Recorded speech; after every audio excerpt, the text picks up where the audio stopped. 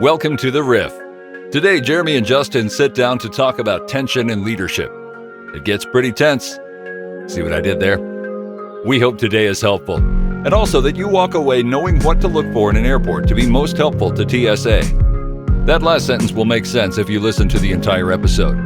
If you don't listen to the entire episode, I respect that, but I have questions on where and why you stopped. Thanks for listening. Hello, welcome to another episode of The Riff. You're a little giggly today, I am giggly. I am. You ticklish over there? No, What's going on? I'm wearing a new shirt. I'm trying this out. Honestly? It's got a because you're pocket. normally black shirt. I'm normally and black today's shirt. Dark gray. Dark gray. More of a heather gray. Charcoal. Yeah. But it has a pocket on it. It certainly does. So while it says I'm here to just hang out, Yeah. I'm also here for business. Yeah. Because I need to put some, like a coin. A coin. A pen. You can put anything in this Little pocket. Hot Wheel. I know. Yeah. So I'm ready for work today. I like it. Yeah. Well, good, because we're going to talk about work today. I We're going to talk. like it. Here's the deal. The Riff, some people will listen to the Riff. They'll say, okay, hey, what is your general theme? And I'm like, we're just riffing. So it's whatever's going on. Our audience, our target audience are those who are part of North Point. Now, we understand there are people who might not be part of North Point. Here's the truth. Right. Give us truth. Even Give us though truth. we want it to stay in-house and be helpful for those inside North Point, Yeah. there's places out there that just scream for the Riff. There is a demand. Like Belgium, which we've talked about, We have. but I would like to announce that we have new friends. Okay. We have... I have got a follow-up question. Uh-huh. Where would these new Riff friends be from? Are you ready? Yeah. China. Oh, my. That does not surprise It me. does not surprise me. No. So, No. yeah. So, hello to those in China. Yeah. Hello to those in China. And again, I don't know the population of China, but there It are... is, it's bigger than Missouri combined. If you take all the cities in For Missouri, real? it's bigger than that. Yep. Even St. Louis? Yeah, St. Louis is big. Okay, honestly, I didn't do a lot of research on it, but I think it's bigger than St. Louis, Kansas City, and Springfield. If not, it's bigger than Kansas City and Springfield at least. Okay, so we've got a good percentage then, because there were, I think last time I saw, 11 listeners in China. All right. Well, So I'd say that's probably 20%-ish of China. ish. Yeah. Pretty cool. Well, Yeah. well, hello.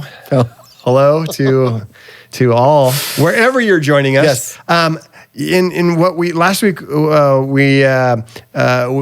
we go through a story, whether we talk about Dream Center, whether we're talking about next week, we're going to talk about the Nixie campus specifically, and what we're looking at as the next step in trying to provide places for people to experience Jesus. I want this to be an opportunity where we can talk about cool stories from North Pointers, cool faith journeys, great updates that might be just North Point centric, and but today is going to be more of kind of some leadership conversations. What we can apply. Certainly, we can apply it at home and interpersonally, but really specifically, how do we make the most out of work conversations and work relationships and whatnot? So that's where we're going to go. We're going to talk about tension. We're going to talk about hard conversations. There's a book we'll put in our show notes, The Hard Thing About Hard Things. Hard Thing About Hard Things. And there's some principles that we're going to talk about that come out of there. And the author there is a little peppery, okay? He is not a guest for our weekend services. And if you were allergic to pepper, I would stay away from that book. And then just take some principles here. But there are some things there that have been helpful that we're going to talk about today. So That's great. Yeah. You did share, I don't know, a couple of weeks ago, a couple of things from that reading. Yeah. And then a couple of things that you brought to it, mixed it all up, and then kind of did a teaching on it. Yeah. So I thought it'd be a great opportunity to sit down and not just have a room of 7 people talk about it, but a great place to talk about it would be here. Let's talk about it with Because there were 17 people. I love it. Well, 11 in China. Yeah. It's got to be more than 17. I'd say 18, 19? Yeah. At least 20? close to 20. I know, man. We're almost in triple digits. I love it. Oh, anyway, Ish. yeah. Ish. So I want to have that conversation with you, and I got a couple questions for you on it. But one of the things that was most interesting, I think, when you brought this up to the team was tension, right? Yeah. And I think as a leader or a parent, as a husband, a wife, anything that you're in a situation with other people, right? There's going to be tension. And my natural ability is to create peace. I love it. I love it. But I've also seen the benefit of tension and that you don't really move forward without it. So you kind of walked through that and talked about how to lean into tension, how to leverage it, and how to move on from it. So just kind of walk through that whole idea of tension. Well, you're absolutely right that tension is important. It's an important ingredient to any relationship that's trying to accomplish anything.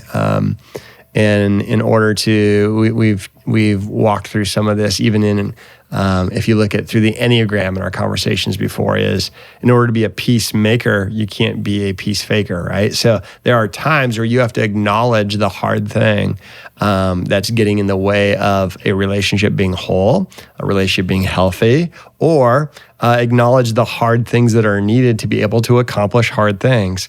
And so if any relationship that has too much tension, you don't like each other because it's just, oil and water. Any relationship without any tension, you're not going to accomplish much.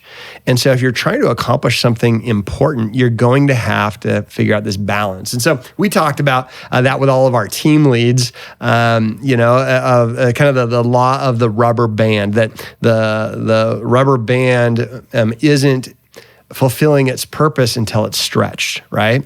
And so that we talked about how we're going to have to, tension is a lot like that, is we're going to be able to, we have to stretch ourselves, we have to stretch our perspectives. In order to do that, we have to go to unknown or uncomfortable conversations and situations. Because if we're trying to accomplish anything that we're not already accomplishing, that means we need a disruption in our system, or that means we need clarity in our vision. And so if you're working, if you're at work and you're assigned a project that's meaningful, whether it's try to serve a certain amount of people at a certain amount of time at a restaurant setting, whether it's trying to deliver financials at a certain date, whether it's trying, whatever it might be that's important, you're trying to lead anything or anyone anywhere, tension is going to be something we need to lean into instead of avoid. So, and I think it's interesting because I think if you look through the four Gospels, I think people, I don't know, this is stereotyping, but I think people think of Jesus as like this lamb over the shoulder, peace, everything. It's actually a lot of tension. Like he got killed. At the end, sorry, he did rise. So there's spoiler alert. But well, thanks. Some people I'm so sorry. I know you haven't gotten there. I'm sorry. It's on them. They've had plenty of time. That's true. But you see tension, right? You see tension within that. So it's not just. What did he bring tension to? I mean, some of those things like what kind of things did he try and disrupt? Systems, right? The religious system, the understanding of what God is, who God is, just the overall culture that he walked into, he brought tension to. Even though it was a tension-filled culture, he brings a different kind of tension to move out of the tension that was there, right? So he actually uses tension to change tension. Yet he's known as the Prince of Peace. Mm-hmm. And I think that's helpful is, I mean, you're saying it very... a picture that's hard to shake is he gets killed because of the tension he brings, but he's also the Prince of Peace. Right. And so he comforts those who are afflicted and afflicts those who are comfortable. There's a lot of ways to look at this, but we have to understand Jesus was fine with tension. Right. Because he has a higher mission first. So in that, give me an example from your work experience that you've walked into a space that you've actually either brought tension to or you have taken one tension moment and moved it to another, right? So does that make sense on that? Yeah. How have you done that? What's an example of that? How have you seen that happen? Yeah, I mean, one, you said this is your personality. I would say my personality is very similar. Probably many of the people would agree is that it's the best personality. Yeah, that is the best personality. I know. One of the potential flaws is that we try to avoid tension. We try to smooth it over. Matter of fact, even in a conversation that gets tense, whether it's a work conversation, whether it's a relational conversation, it's said that sarcasm or humor is actually not helpful when you're having a hard conversation, because what it does is it eases tension. And sometimes we use that to ease the tension when what's needed is to let that tension surface. And so I know I have a tendency, the moment I feel this room getting tense, to give everyone a chance to relieve the tension by laughing, to make light of it, sarcasm. But that could be really unhelpful to a spouse. That could be really unhelpful to a kid. Could be really unhelpful to a coworker when we're avoiding tension. Now, certainly, is humor a great opportunity to bring some calm and peace? Yes. But I was using that as an out often, just my personality, because I was afraid of tension. But I realized if you're trying to accomplish anything, your job is to bring tension to the right things. We only have enough energy to solve healthy tension. We don't have extra energy to solve unhealthy tension. So the difference between great leadership and toxic leadership is, are you bringing unnecessary tension to the table, or are you bringing necessary tension? How do you define that? I would say it's based on mission. Is the tension that I'm bringing to the table mission oriented, or is it anything sideways? We're probably all familiar with the term sideways energy.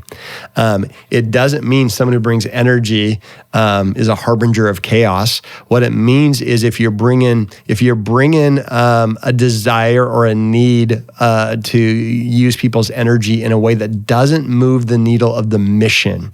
That might be interrelationally. Like I'm just going to say things that are divisive. I'm going to now cause you emotional energy to try and understand where I'm coming from, instead of using all your creative energies, instead of having to be a sleuth of what I mean by it, to using your creative energies to how do we solve this mission, right? So example of some things, I would say attention.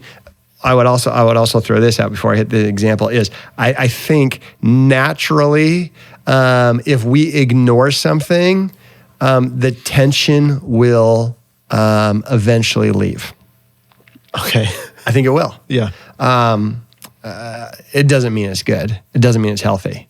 So if I've got an issue with a spouse and I just ignore it, eventually the tension leaves and my spouse might leave with it. This is the truth, right?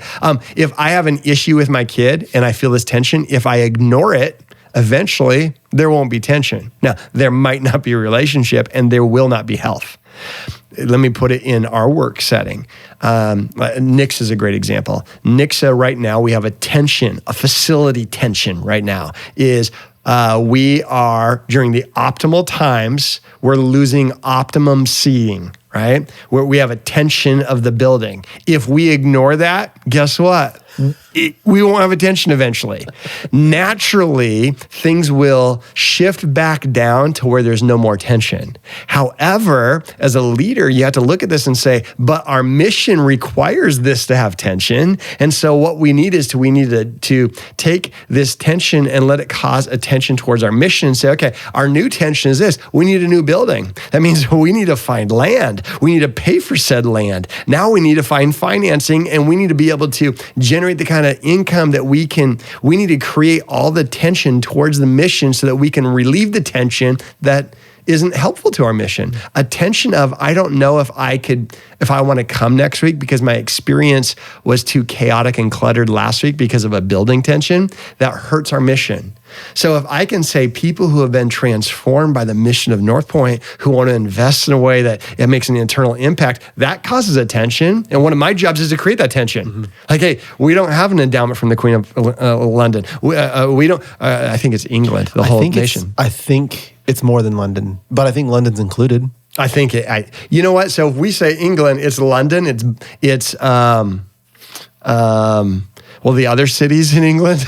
I can't think of any. Manchester. Yes. Mm-hmm. I would say South Manchester. I'm going through Premier League soccer teams right now. Tottenham. Juventus.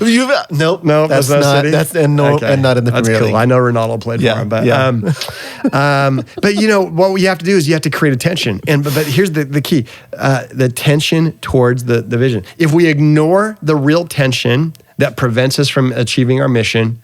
Eventually, we won't have tension. We might lose our job. We'll lose respect. We'll lose opportunity. We'll lose all sorts of things. But if we can look at the tension that is in the way of our mission, create a different tension that helps us move towards our mission and resolve the unnecessary tension.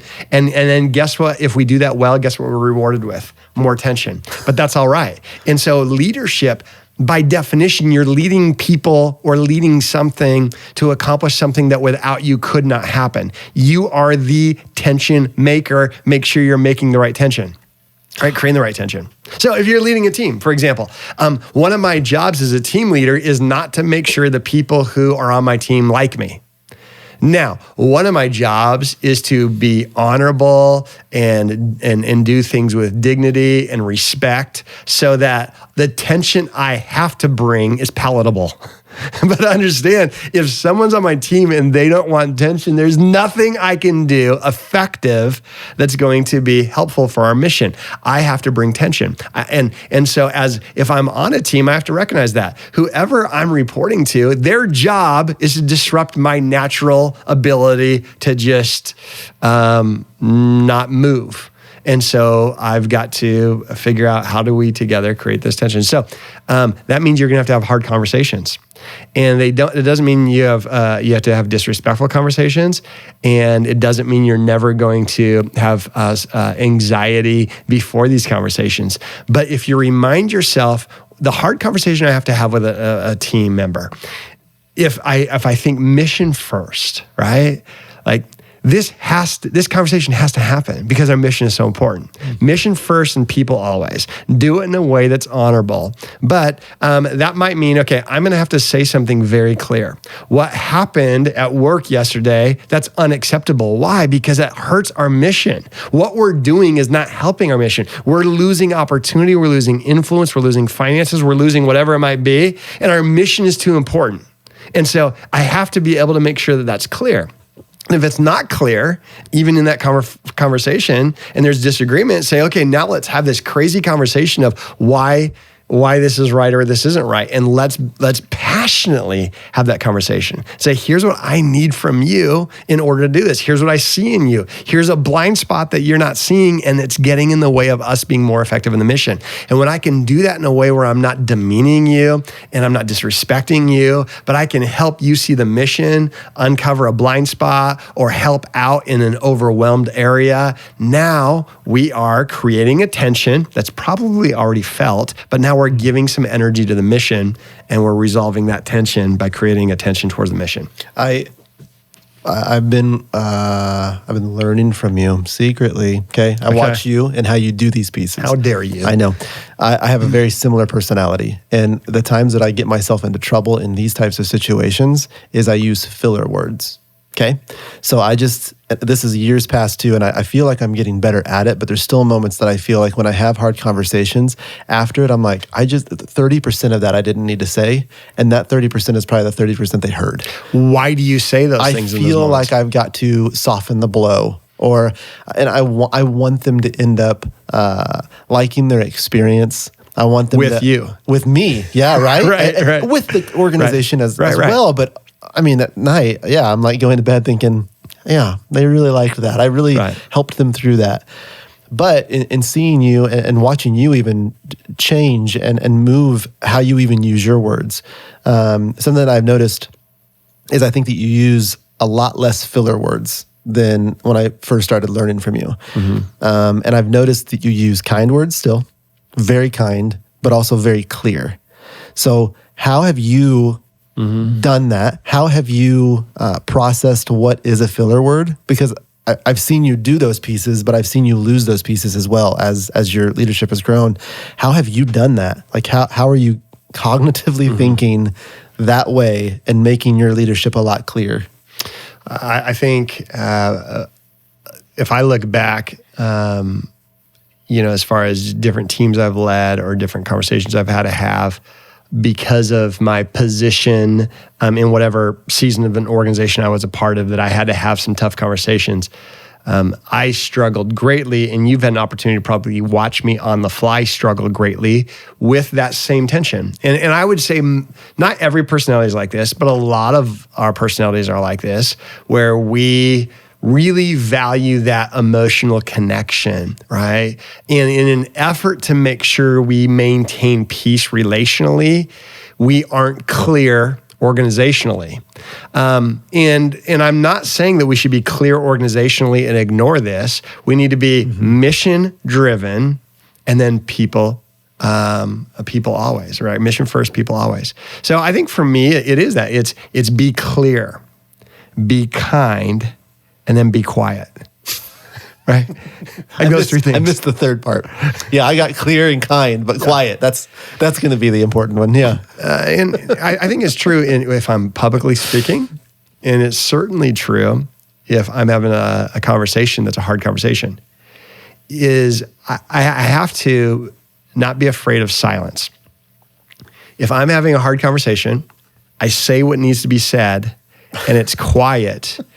Inside, I start freaking out like a 4-year-old doing the potty dance. Okay, like thinking, I didn't say it right. So then I just start spinning and I repeat and I try the same thing, but a lot nicer. And then if that's not working, I say the same thing. And I wouldn't want to do this, but so-and-so down the hall, they make me do this, but I hate it for you. But and I'm just confusing and I'm digging. And it's not because I'm trying to be manipulative. And I've had this problem. I've had this challenge in the past where not because I wasn't trying to be a truth teller, not because I was trying to be manipulative, because I was so insecure with silence, so hopeful that this hard news wouldn't hurt your feelings, and probably so selfish in the moment that this hard news wouldn't hurt our relationship, or at least my image. If it did hurt our relationship, at least maybe I can salvage my image.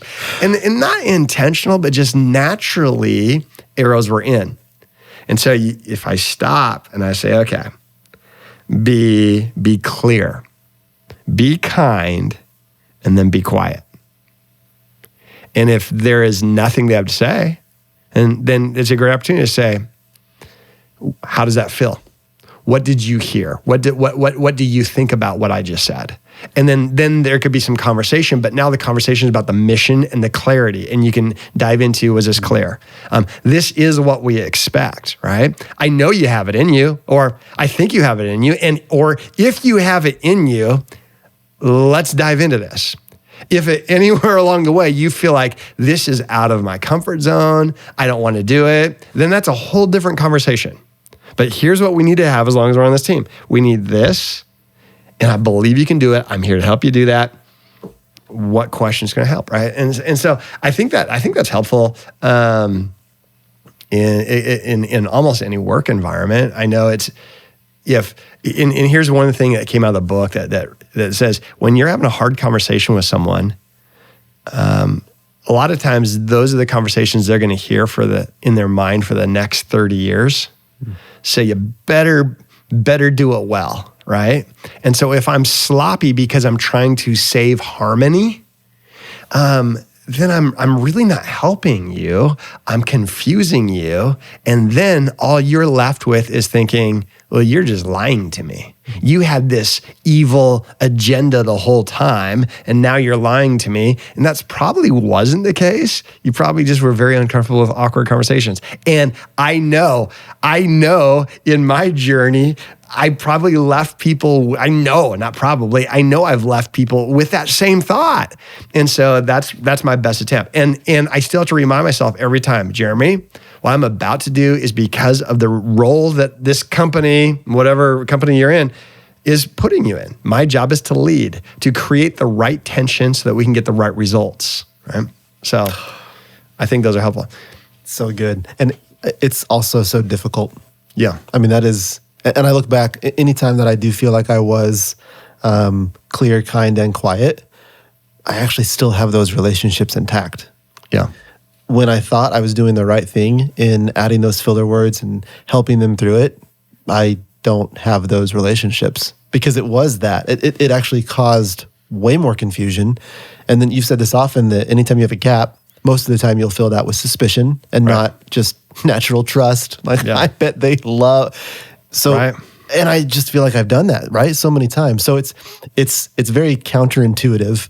But again, when you look at the Gospels, even pretty counterintuitive, right? So it's kind of like that's a truth, I would say, maybe that it's probably more helpful than hurtful. I think as a leader, and this could be in any role, outside work as well. This could be family relationships. When you're trying to lead someone to something, like parenting, like tension is required to be a parent. Like if you want to just see what naturally happens without ever trying to bring the right tension to the right direction, then just never lead your kid. It's not going to be healthy. So I think there's two things. The leader needs to know what needs to be accomplished and needs to be able to know how to inspire the team to get it done. So if we summarize that, the leader needs to be able to do two things: direction and then correction. Here's what we're trying to accomplish. This is the goal. This is the mission. Okay? Correction. This isn't the way to do that. And it's true if I'm trying to teach my kid to tie their shoes, and it's true if we're trying to figure out how to build a campus. And it's true in any type of work environment. What needs to be done? Do I understand as a leader? How do I motivate people to be able to get that done? And that's going to involve correction along the way. So if I find myself not liking correction, then I'm forfeiting my ability to lead change. Here's what I say to all of our new team leads in any setting I'm in. I tell someone, if you're new at leading a team, it's going to be important that in the first couple of weeks, bring some correction to the table. If you got a new person on the team, and even in a church setting, this isn't summer camp, and it doesn't mean we're going to be mean, but it's just like one of those deals like, hey, some people are like, man, this is going to be awesome. I work for a church. It's like, cool. And I tell the team lead, make sure you bring some correction. When you see something that could use a little bit of tweaking, say it. If you see it, say it. Airport rules, right? See it, say it. Even if you have to make something up in the first few weeks. Hang on. If you never heard that PA announcement, if you see something, say something. No, I've always heard. Have you ever allowed an unknown person give you a bag that you've taken on a plane? Why? No, of course not. Well, but people do, because there's PA announcements about it all the time. And then they say, if you see something, say something. I don't believe I've ever heard that. I just could be not listening. Well, I've not because don't leave your luggage unattended. And if someone unknown to you tries to give it to you and you take it on the plane, you say no. Why? If you see something, say something. That's what it says. I agree with that. Next time you're at the Springfield Regional Airport, you listen to what they're saying. All right. Okay. Yeah. All right. And I hate to bring correction. No, but I appreciate that harmony between us. This tension was good. Listen. And I feel like I'm growing. Mission first. People always. Okay. So, here's what I would say to anybody in the team lead. Even if you have to invent something the first couple of weeks that you have to bring correction, just do it. Like, even if they are like the God's gift to that role and they haven't done anything wrong for the first 3 weeks, they're perfect. Just come up with something. Why? It's just because you want to introduce early on in the work relationship that a part of our normative conversations are going to be about correction.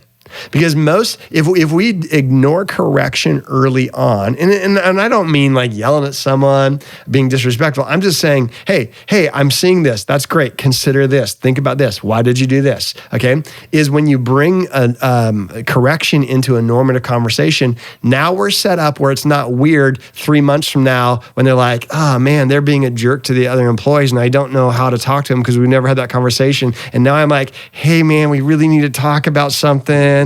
I don't know how to get into this. We're like, hey, one of the things I noticed, you said this in the meeting. Why did you do that?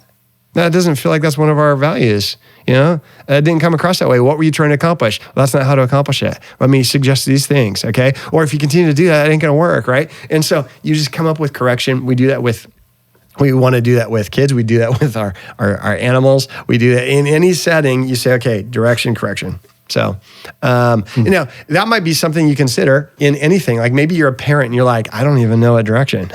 And because it changes all the time. That's why we want to always be learning and growing. We got to be what seminar, what class, what podcast, what do I need to do so I have more direction how to navigate my kid through this season of life.